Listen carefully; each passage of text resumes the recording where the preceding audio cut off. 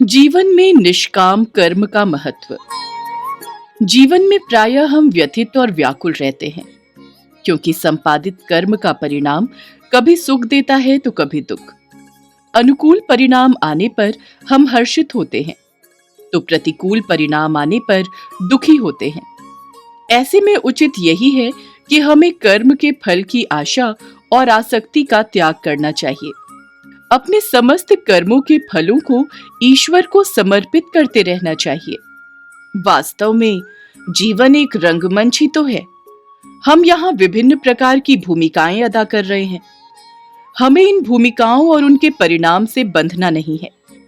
इस जीवन यात्रा के दौरान जय पराजय, हानि लाभ, यश अपयश और मान अपमान तो आएंगे ही, किंतु यदि हमारे भीतर ज्ञान एवं कर्म योगी की दृष्टि नहीं रही तो स्थितियां प्रतिकूल हो सकती हैं।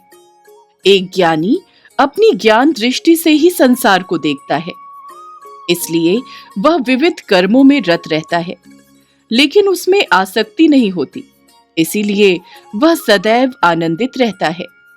कर्म ही जीवन का आधार है, कर्म ही सृष्टि का आधार है।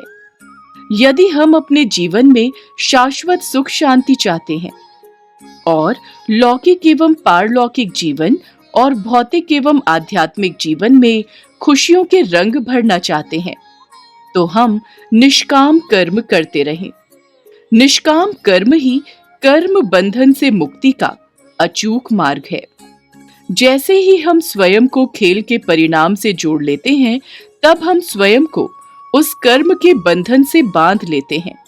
इसीलिए हम हार मिलने पर दुखी होते हैं और जीत मिलने पर सुखी होते हैं, और इस प्रक्रिया में उस खेल का आनंद बिल्कुल नहीं ले पाते।